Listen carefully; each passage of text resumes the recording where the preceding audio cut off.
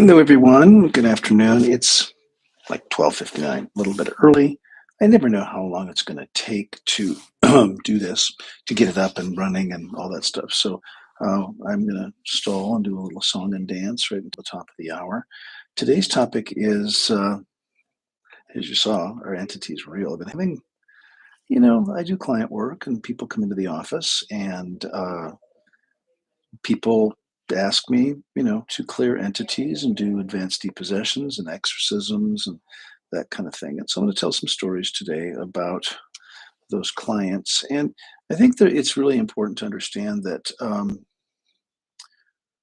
I'm going to make a distinction between psychosis, schizophrenia, spiritual matters, irrational beliefs, entities, demons, lions, tigers, and bears. Oh my. Because the reality is that um, my opinion doesn't matter. We had an interesting dialogue today at our Heads Up group therapy. There's of course a lot of current dialogue around the political situation. What's interesting is there was the election stuff, and then now after the inauguration, we have a new president. He's doing things, and that is upsetting, to many people. And so we're seeing a real influx of people come into the clinic, really upset about what's going on.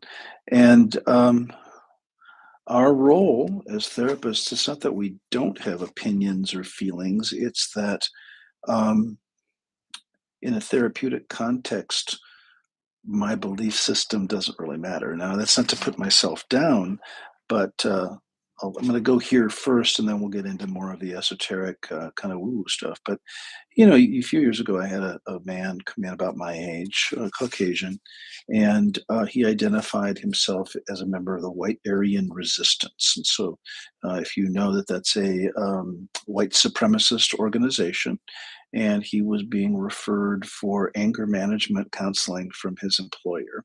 Apparently, he worked in a largely African American neighborhood, and he was getting into regular arguments with customers who were people of color. And he was called on the carpet. Many of these arguments were on videotape. He was referred. Now, this is when President Obama was in office. And being a therapist doesn't mean you don't have boundaries, and it doesn't mean that you don't have opinions. It doesn't mean any of that. But and your office is your domain where you can set some reasonable limits and boundaries. Well, I was okay, with him, and still until he started calling the president at that time the N word, and I think you know what the N word is. That's a word that I really don't like, and so I immediately when he said, "Oh, gee, I wish somebody would assassinate that effing N word president," I said, okay, we've got to establish some ground rules here. I said, I really, that word's not okay. And the N word is not okay. And I said, the F word is actually kind of okay with me. But I said, the thing you need to know is that you can't, it's against the law to threaten the life of the president. And so for God's sake, even if you feel like that, you shouldn't put it on social media or anything like that because you'll actually get arrested. And long story short, he got arrested because he put it on Facebook. And we had set some ground rules in our first session about how and what I would tolerate in terms of his language. He was an angry guy, hence the court mandated anger management class or therapy. And he was arrested for putting it on. But I said, but the point of the story is at the end of our intake, the end of our first session, he looks at me. Now, I was his age, with whatever age I was at the time, similar age, Caucasian, large man. I was more obese at the time. And he looked at me and goes, "Oh, man, I like you. I can see that you and I see eye to eye." And he gave me this sort of knowing glance of, I really appreciate how you and I see eye to eye, and you agree with everything that I find important. Now, the reality was that I'm just a good listener, and I'm taking my notes, and I'm listening to his grievances and what triggers to his anger, and I'm doing a psychiatric evaluation. He interpreted my neutrality as tacit and complete agreement that I was also, the same political affiliation as him, which I think can happen, in our lack of response or in the absence of any sort of response. We can help people will assume that we're just like them. I couldn't be farther from that, in terms of my philosophical points of view. Um, but that wasn't important. I did get a call from the Secret Service because he had given them my number, and which I thought was kind. And he didn't actually make a threat. He basically put on Facebook, "I wish somebody would effing assassinate the effing N-word president," and you can't do that. And it's just inappropriate. And I find it really objectionable. So please don't interpret what I'm about to talk about. I if if I got upset every day when someone else was upset, if I got upset and angry or hostile or negative about every little thing, I would have died a long time ago. So please don't interpret my neutrality or as I talk about these really esoteric things to mean that I know that I don't think that they're traumatic or I don't think they're difficult to deal with. I try my very best to stay as grounded as possible. I teach you and I hold dear many practices, Huna practices, NLP practices, meditation, spiritual, all that stuff that I teach with the intention of assisting you to also stay nice and grounded, nice and peaceful, nice and tranquil. The flip side is that people can interpret that I don't care, that I'm apathetic, that I have no feelings, that I have no opinions. I have feelings, I have opinions. I just find that in order for me to work with people like I do every single day, it's better for them and for me to stay within a nice, even bandwidth of neutrality. It's hard some days. Some days I get triggered and I react just like the rest of you. I'm human too. So today I want to talk about entities and demons.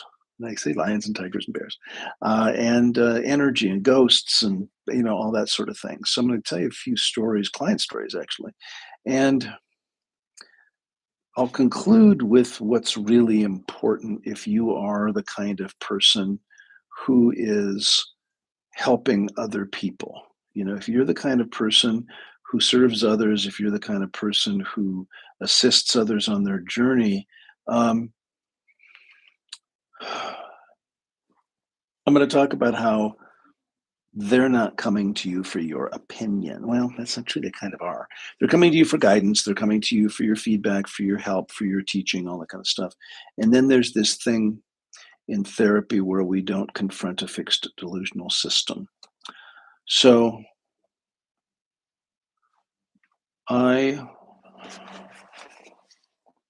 let's start with past lives, shall we? So years ago, I was trained by Brian Weiss. Brian Weiss is a psychiatrist. He has written a number of books, the first of which was called Many Lives, Many Masters. I had had dreams when I was a teenager, a lifelong recurring dream, where I was in a sort of congregation. I knew that I was in Japan. I knew that I was a farmer or a landscaper. I knew that I was looking at this congregation down I was above like in some sort of a gallery. The sun was behind me. I'm seeing a bunch of monks chanting and kneeling to an altar. I'm hearing the chanting. I'm with another guy who was my friend or my brother or something. And I had this just recurring dream. I started officially practicing Buddhism when I was a teenager. And one day, a few years later, on the front page of our weekly newspaper called the World Tribune was a picture of my dream. And I freaked out. Now, it was a picture of my dream from a bit of a different point of view, but what I got was a very strong hit. Now, the question for today is, how do you know what's real? How do you know if anything's real? How do you know that we're not in the matrix? So that's kind of where we're going. So I freaked out. I called my leader, and I was put with one of these Buddhist leaders in California at the time. We will call him Mr. Miyagi, not his real name, but he was an old, sage, wise Buddhist leader. And I sat down. I basically, I'm young. I'm in my 20s, and I put this paper. Basically, I've been dreaming this dream about this place since I can remember, since 3, 4, 5. And now I see it. What's the meaning of this? And he looked at it, and in his typical, he was very Japanese. He spoke English pretty well, but very Japanese, older, probably in his 80s, and in a very almost cliche Mr. Miyagi way, very cool, not upset, Just said, well, it's very clear that you probably had a past life there and that you're recalling a past life. And that, by the way, is the head temple in Japan. And those are monks chanting and tell me about your dream, And so I told him about my dream. He pulled out some books and he opened the books and he showed me some like not architectural drawings. I don't know what you'd call them, but like layouts of this temple. I'll say it's this head temple. And he goes, okay, does this look familiar to you? And I said, yeah, well, they're and then and I said, I call them the barracks. I said, well, the barracks are over there, not its real name. And this is over here and the dining hall is here. And he goes, okay. And he just nodded and smiled and kind of moved on to another book. And then he showed me this other book. And he said, well, does this look familiar? And I said, yeah. And so then he closed all the books, put them away. He goes, well, he says, it's very clear that you've had multiple lives at that temple in various roles in the 13th, 15th, and 16th centuries. And he is saying, I'm 20 something and I don't believe in any of this shit.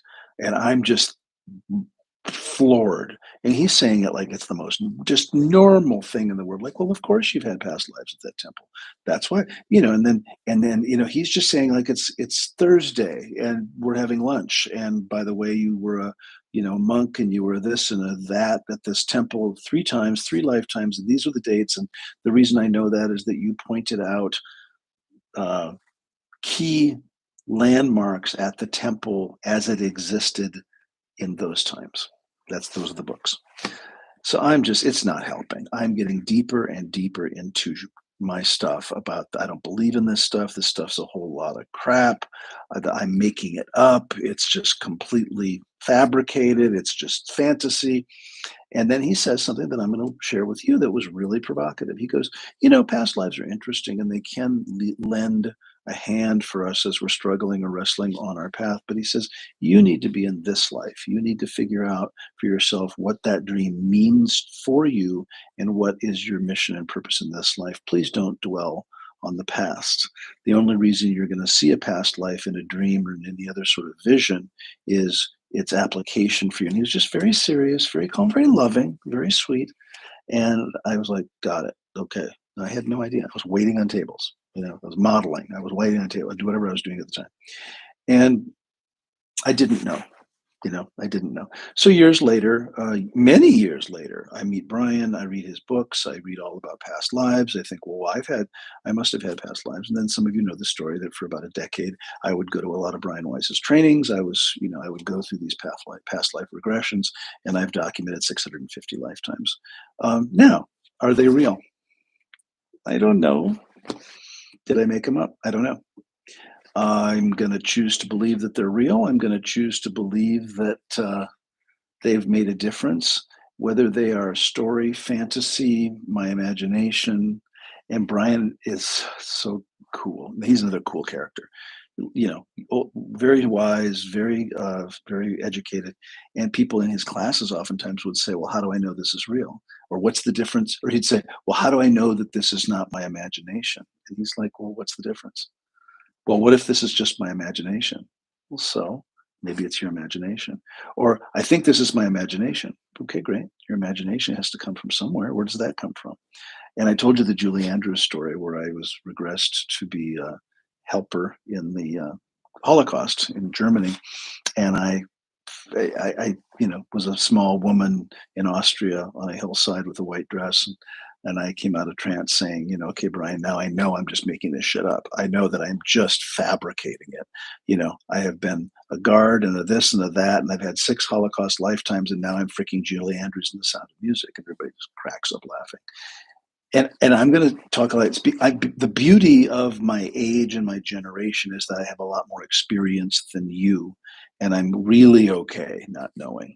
I truly am. I am truly okay not knowing, and I don't feel like I have to. And I realize I look like I'm in the tundra. I've got layers on today. So sorry, but it's cold in here. And I'm in Las Vegas. I know it's like 50. What is it? It is 55 degrees here. So for those of you in colder climates, I apologize. I don't need to prove it. My challenge to you is I want you to have your own experiences, and I'm available to talk to you about those. And if you think you're crazy, she won't know. She can't know.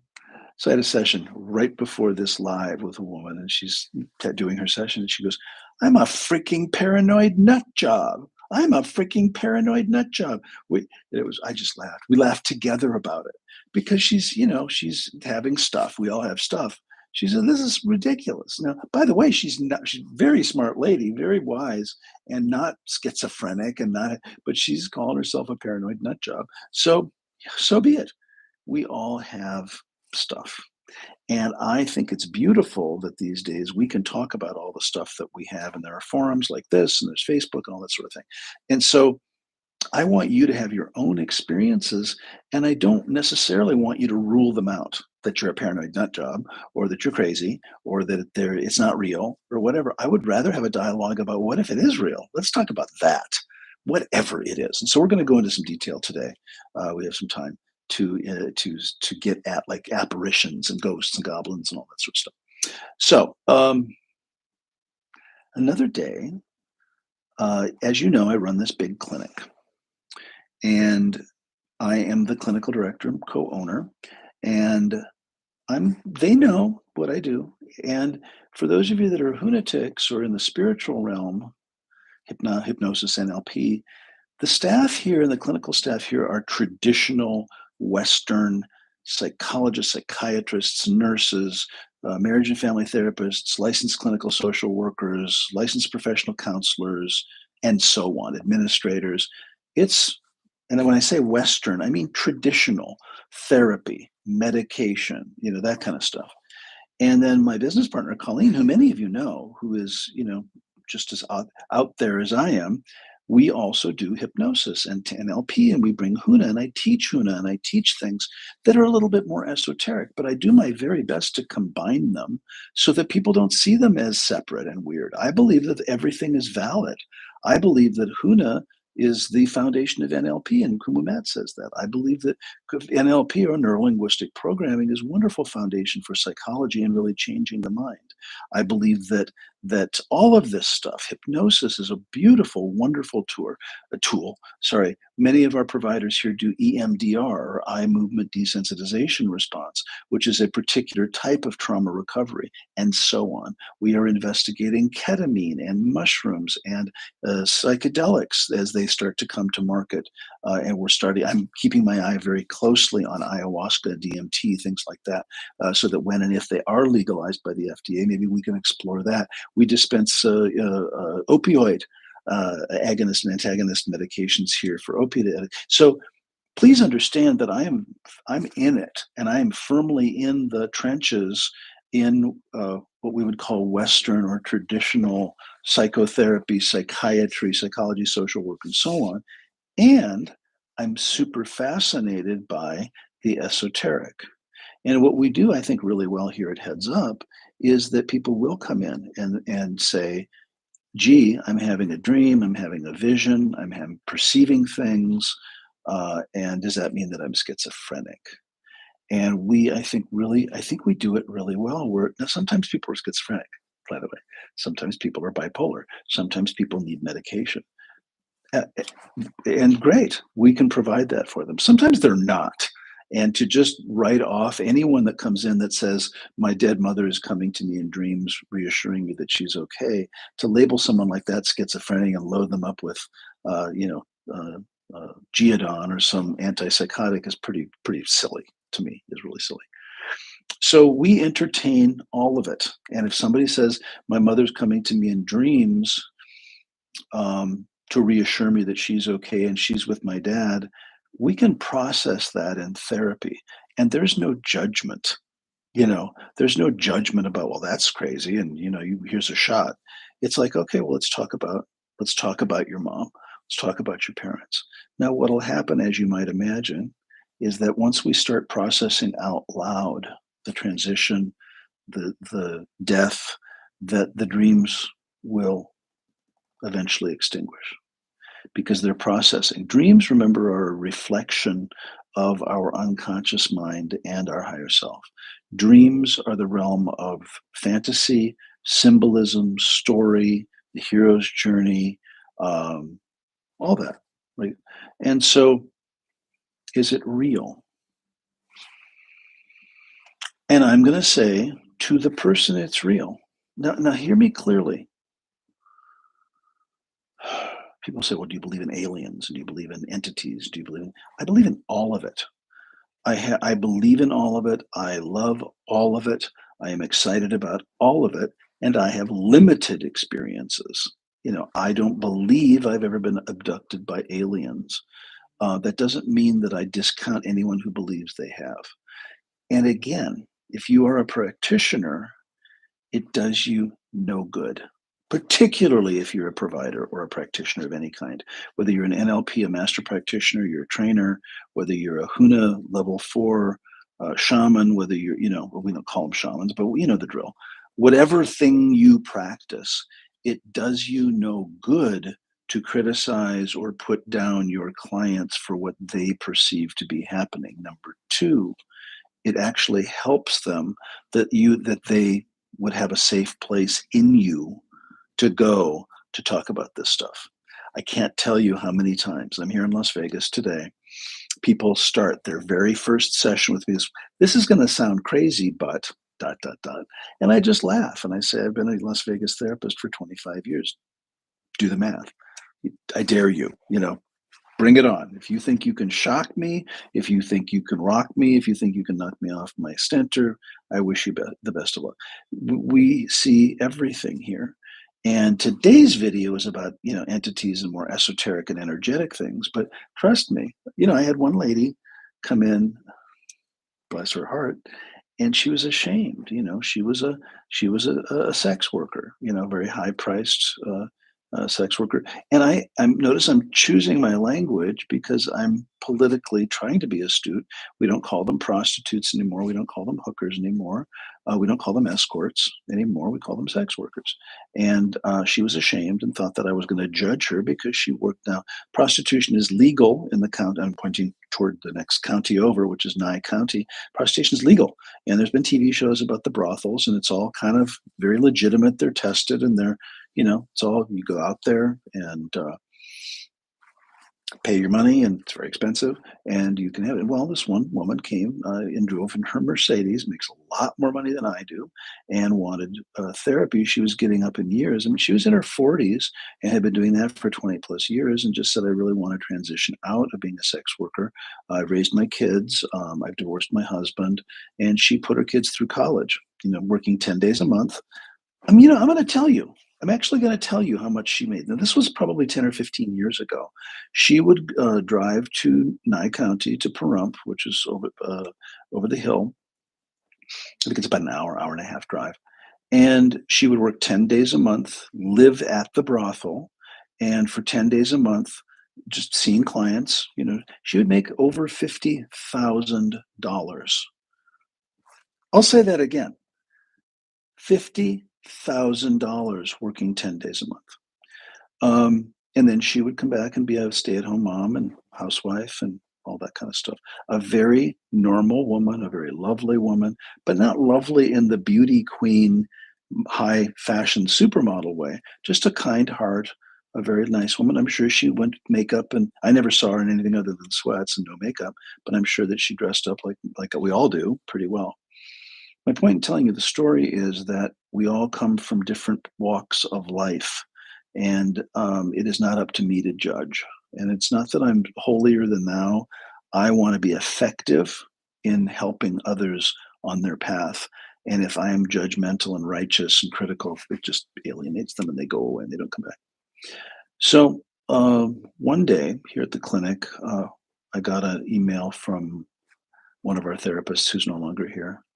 And I won't use her name, but she said, I'm seeing this woman. She's court ordered for anger management, and I think she may have some things that would warrant hypnosis. Are you open? Can I put her on your schedule? I said, sure. So in walks this woman, forget her name. She's about a 28-year-old Latina, very pretty, and the therapist accompanies her to the session, as they often do. And I have a small office, and in fact, I'm sitting in it. I could show it to you. And the clinician, well, I'm going to show it to you. So there's the courtyard. There's the sofa where everyone sits. And then that's the chair where the clinician that's bringing the patient sits in. That's the door.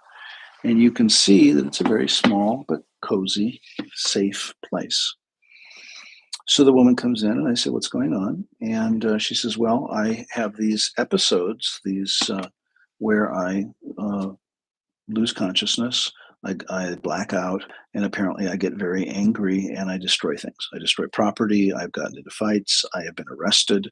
I am now here for court, or I've lost my job. I am now here for court ordered anger management," and that she was doing with that clinician. And the clinician was astute enough to say, "I think there's something unconscious here," because she truly, it was almost like she would call them episodes, but it was almost like she was having some sort of seizure activity where she just shut down the brain, the conscious mind just shut down. And I got an intuition that I wondered if she has an entity. Now, she was from a South American country that I don't remember, where they believe in all that stuff. So listen carefully. She said, "My mom and my grandma think I'm possessed, and they want me to see an exorcist. And I'm coming here because I hear you have an exorcist on staff." And, we don't call it that. We don't, but word gets around. And I've had numbers of people from various faiths come in and think I'm the exorcist, which is fine, just fine. I have a PhD in clinical hypnotherapy. Whether you know it or not, that includes lots of different disciplines. Now, exorcism is not, part of the job description, but people who believe that they are possessed, guess what? Are possessed. I'm just going to say. Now, it doesn't matter what I believe. It really doesn't. And I'm not going to tell you what I believe. Yes, I am. I believe in all of it, and I want to believe all of it. I said that earlier in this video. So she comes in, and I'm going to do MER with her to get her started, which is mental emotional release therapy. It's like EMDR. It's just a different acronym. It's a timeline therapy. It's a guided visualization to start loosening old trauma. It's a very psychological, not huna, not woo-woo, because I want to start with something that's pretty psychological. So, I'm not chanting in, ancient Hawaiian right off the bat, and they get a little freaked out by that. So I'm taking her back, and we're just starting, and I explain all this stuff to her, that we're just going to start looking at her unconscious mind where this anger might have been imprinted. And so I said, "We're going to start with anger. Is it okay?" And she said, "Yeah, absolutely. That's what I want to work on." So we start with anger. We go back, we clear some stuff, and we bring her back to now. She's fine. And I'm thinking, okay, maybe we're just doing MER now. We do sadness, which is the next emotion in the protocol. And then we get to fear. And I say, "Is it okay with your unconscious mind to let go of fear today and be aware of it consciously?" And I snap my fingers, and her eyes open, and they are black. And I mean black, like Hollywood demon black. I saw it, the therapist saw it, we both saw it. Now, I jumped, so startled, and the clinician said that she was 3 feet off her chair, because instantly it was very clear that this woman was not there, right? And in a very demonic voice, what came out of her mouth was, "Leave me here," really angry. Okay, hello. So I say hello, and I begin what's called the advanced depossession protocol. And I did chant in ancient Hawaiian, and I did evoke some energy, and I did send some symbols and some mana meaning energy. And we did what we did, and we cleared that entity from her, sent it to source, and she closed her eyes, and I said 3, 2, 1, and she came out of it. Now, she had no memory of the experience. She basically said, "When are you going to start?" "Gee, I feel really tired. I'm really tired." I said, "Okay." She had no memory of it. The therapist escorted her out. I said, "We'll follow up with your therapist and just, see me as needed." And she never had ever had another one of those episodes. Okay. Now, the question is, what the fuck was that? And I'm going to let that hang in the air because I don't know. Was that a figment of her imagination? Was it a disembodied thought form? Was it really a demon? Was it Aunt Tilly that was coming in to mess with her? I don't know. I do know that something energetically popped out and was in her, and we cleared it using a technique, a Huna technique, and it was gone and it never came back. Question is, what was it? I don't know. I know she believed that she was possessed. I know her parents and grandparents believed that she was possessed. I know that she comes from a culture where that believes in that stuff, right? And all I know is what I saw, and I felt it, and the room got cold, just like Hollywood. The room got cold. I jumped. Therapist jumped. What was that? I don't know. All I know, and I don't care at this point in my career, I don't really care. Somebody comes to me and says, I think I'm possessed. Awesome, let's go for it. Let's do a ritual to depossess you. And it works every time. And it has worked every time. 100% of the time, every single time. And I've done thousands of them. And at this point, I don't really care. I don't really care. I don't need to prove it to anyone. I have my own anecdotal research. I know what I know and I know what I see. When I start getting so I had a guy yesterday, another story, a veteran, and he is seeing a therapist here. He is having a lot of anxiety and a lot of depression. And he asked, I think, no, I think his therapist here, same deal, where she was like, well, we have a hypnotherapist. If you'd like to see the hypnotherapist, you can work on some of this unconscious stuff, which is pretty straightforward, just any of the hypnosis we do. So immediately then we're on telehealth. We're like doing this. He didn't come into the clinic. And he says, well, since I was a very young, oh no, I know what she told me. He's having recurring lucid dreams, recurring nightmares. And he really wants hypnotic help to stop the recurring nightmares. So we get on the whatever this is, Zoom. This isn't Zoom, but you know the drill. And he says, I've been having this recurring dream that an entity, and he used that word, an entity, a very dark entity is in my room and it's going to get me. And and he says, and then when I was deployed, it got worse. And then now that I'm out of the military, it's gotten even worse. And he says, I'm just kind of paranoid about it, and he says, I last week I saw it, I woke up, I had the dream and then I saw it in my room after I was awake. And he goes, it freaked me out. I just, and he is such a great, I just did the session last night. It was just, well, not 24 hours ago. And I said, so what do you want help with? And he said, well, I'd like to help with the dreams, and I'd like to get rid of this thing, whatever it is. I don't know what it is. And this is so interesting. So I said, well, just so you know, you're not going to get any judgment from me. I've been doing this a long time, and whatever it is, we are going to clear it. And so then I explained the unconscious mind, I explained Huna, I explained advanced depossession, I explained entity removal and that sort of thing. And he goes, I said, are you up for it today? I said, I'm going to send you some recordings to practice with, but I said, we can try to clear it today if you want. He goes, that would be so great. So we do, and it does, and it goes. And as I'm bringing him out of the procedure, all of a sudden he stands up and he doesn't say anything, but I can tell he's really agitated. Like, I say 3, 2, 1, and it's time to come back. And he opens his eyes and he's very startled. And he gets up out of his chair and disappears. And I lose him for a while. I kept saying, so and so, are you there? Are you there? Hello. And he comes back and he's very upset. And I said, what's going on? What's going on? What happened? And he said, well, I saw it. I saw it. And I saw it leave. And I saw it. And it just scared the shit out of me. What the fuck was that? And I said, well, I don't know. But did you see it? Was it the thing that you, he goes, yeah. He goes, okay, we have to talk about this because I would rather people think I was crazy than to accept that thing was real. What was it? And I said, well, it's a very powerful thought form. It was in your unconscious mind. He goes, but was it real? I said, well, it's real to you. But no, Dr. Scott, you have to tell me, did you see it? I said, well, yeah, I saw it. He said, but is it real? I said, okay, take a deep breath, understand.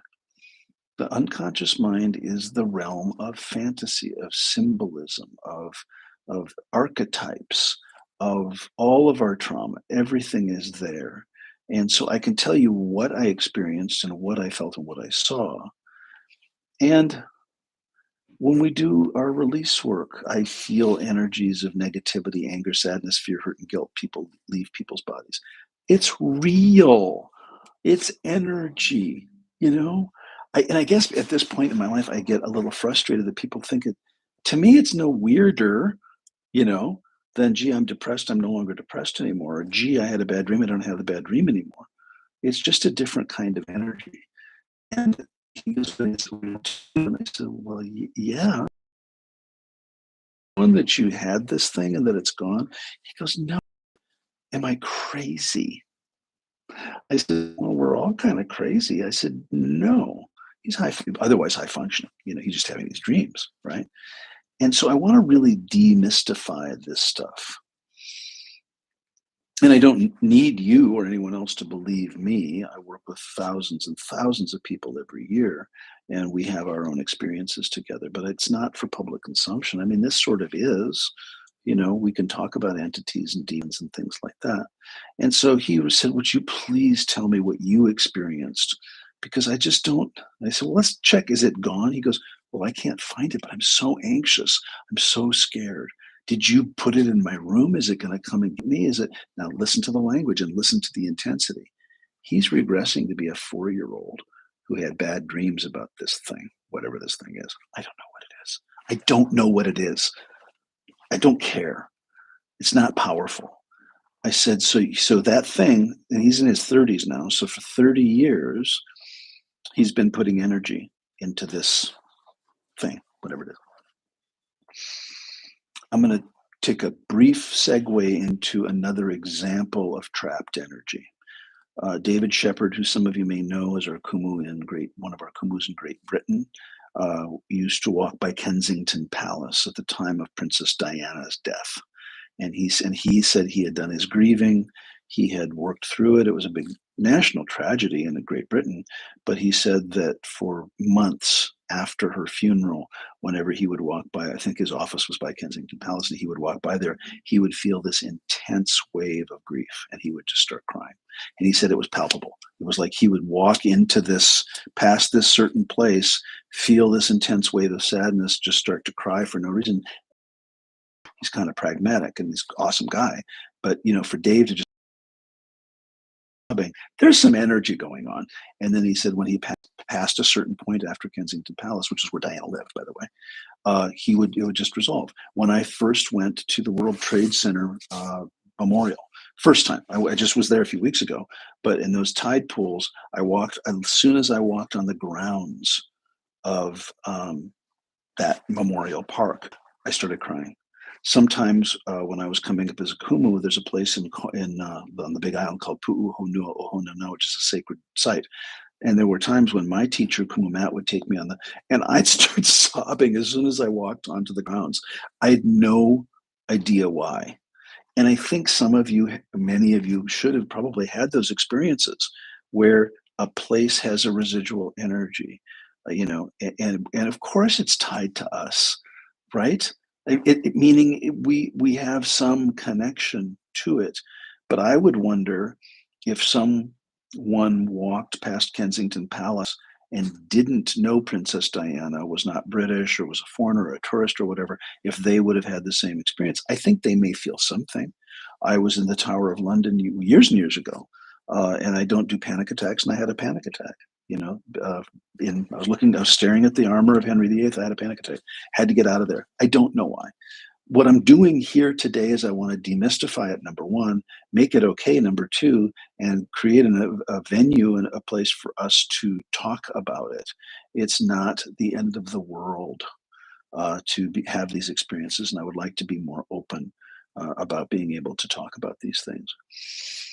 So back to the young man yesterday. I don't know. I didn't check in with him today. I sent him some recordings. He said it was clear, but he was clearly pretty freaked out. And I did push him. Remember, this is the first session. I pushed him. So I'll be curious to see if he comes back, sorry, or if his therapist reports to me that it's gone, or if he wants any sort of follow-up work. But he was clearly, it's like, whoa, and for me to just agree, so yeah, I saw it too. I felt it too. We'll see. And so energy exists. Water is wet. Fire is hot. Sorry.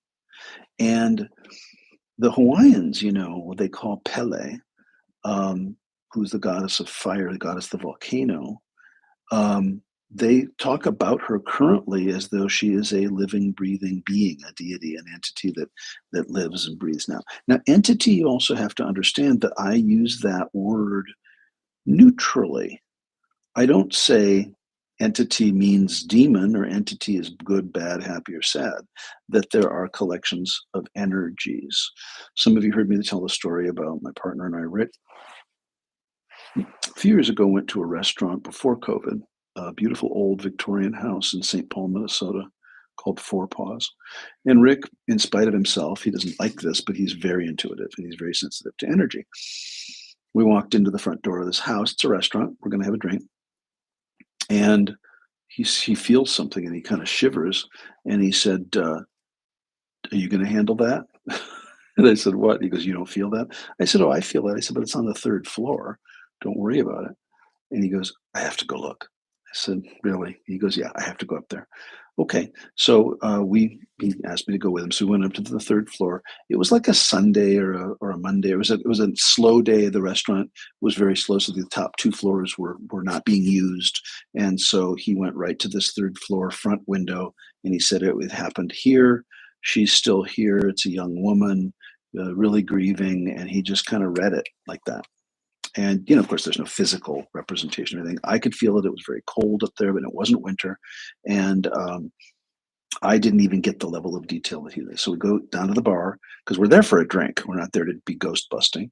And we open the menu, and in the front cover of the menu, we'd never been there, was the story.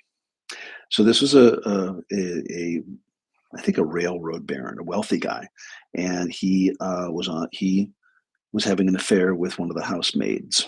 And he was on a trip, and apparently his wife found out about the affair and told him that he needed to stop sleeping with the help. And he sent word back to this housemaid that they would no longer have a relationship, that if he wanted to save his marriage, he was going to have to stop sleeping with her. And I don't know whether he wrote her a letter. He must have written a letter, back in the 19th century. And she was devastated, and she actually hung herself using bed sheets outside that front window. So for all to see, like in the front of the house, in front of the community, there she hung herself. And it was, of course, national news and photos of her hanging with the sheets and the whole thing. And Rick felt that energy, and then I felt that energy. Like I said, I didn't get the level of detail that he did, but there it was in the menu, which is kind of a cool convincer, right? And COVID happened, the restaurant closed, and it just reopened last year after being closed for 3 or 4 years. And so Rick, us being curious Ghostbusters, said, well, you want to go back to Four Paws and see if Molly's the name of the ghost, and the maid, is see if Molly is still there. So we went, and she's still there. And what's cool about, now people ask me then, because we're getting into the realm of like house clearings and entity removal. How do you get demons and ghosts out of your house? And somebody said, well, did you remove her? Did you send her on her way? I said, well, no, it's not my house, not my source, not my circus, not my monkeys. It's not my place to ask Molly to leave. Molly's having a great time, actually. And so now, I don't know if any of you know about Red Hat Ladies, but there's a group, a national group, it might be an international group, of older women who go have lunch and they wear red hats. Just take my word for it. And apparently the Red Hat Ladies love to do, their luncheons at Four Paws, and because there's ghosts there. And now there are different groups that hold events there during Halloween and all year round. And so Four Paws, rather than have somebody ask Molly to leave, they are capitalizing and selling Molly as an attraction, as a reason to come to Four Paws. And those people that are sensitive to energy can feel it on different levels. And what I love about it is that it's becoming so mainstream, that it's not this ooh spooky scary. It's like, okay, this happened. It's left a residual energy. You can feel it. You can feel the cold. And then people have varying levels of abilities, and they come in and they, but it's not taboo. It's not forbidden. It's not scary. It's not spooky. It's just what's so that there is and I haven't been to Kensington Palace for a while. I did go to the World Trade Center Memorial Museum. I was moved. I couldn't get through it without crying. It just moved me to tears at one point, so much so I had to sit down. That's how energy works. And I don't understand why that's so freaky for people. Anymore I'm kind of losing my ability to fight with anybody about it, because to me it's just science. Energy exists. Gravity exists. Sorry. I don't know what else to say. And if you have a person that believes they're possessed, they're possessed. Sorry. Now, what's the difference between that and schizophrenia? So the young man yesterday was very provoked because I went really fast, because I thought, wow, we could probably clear this today, the first session. Let's just get at it. And so I kind of skipped over a lot of the pre-talk and a lot of the explaining. And I think he was all dialed into it, and he was really good with it until I pulled it out, and then he saw it. And then he was like, and he was up out of his chair, really fast and really scared. And so I stayed with him. We had plenty of time on the clock. I stayed with him for 15, 20 minutes after that. Said, just calm down. You're doing great. It's gone. Check for me to see if it's going. He goes, it's gone. But did you see it? Did you see it? I don't want people. He didn't. I forget exactly how he said it. It was something like, I would rather people think I'm crazy than to believe this thing is real. And I said, well, it's real to you. It's an energy. You've had it with you. You've fed it for 30 years. But is it real? Is it tangible? No. Is it in the physical? No. Let's just say that. It's not a being. It's not it's not an actual thing you can touch. But neither is gravity. Neither is Princess Diana energy. Neither is Molly energy at Four Paws. Neither is World Trade Center calamity. Nearly 3,000 people were killed in an instant. Is that real? It's real that they died. The energy residual, I heard it, I saw it on a podcast. I don't remember who. It may have been a Joe Rogan podcast or one of those guys. And I've never been to Gettysburg, but apparently if you go to Gettysburg, where the Battle of Gettysburg in the Civil War was fought, you feel it. You feel the energy. And so energy is real. And depending on your level of sensitivity, you may or may not feel it. That's as far as I'm going to go. If real means like this is real, this is a Yeti cup that I enjoy very much, hard, right? Solid, dense matter. No, but make no mistake.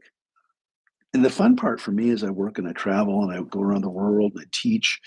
100% of my classes, 100% of my students have had some energetic experience like I'm talking about.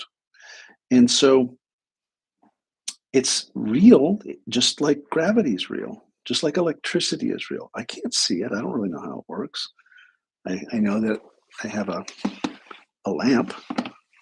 Can I tell you exactly how the lamp? Not a clue. I can't tell you exactly how an entity or a demon, or why there's different layers of them, or angels or spirit guides or the other side.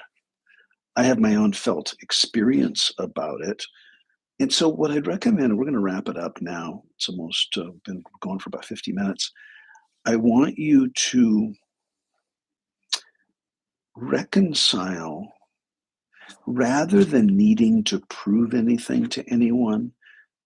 Make peace with your own experiences. Make peace with your own belief system.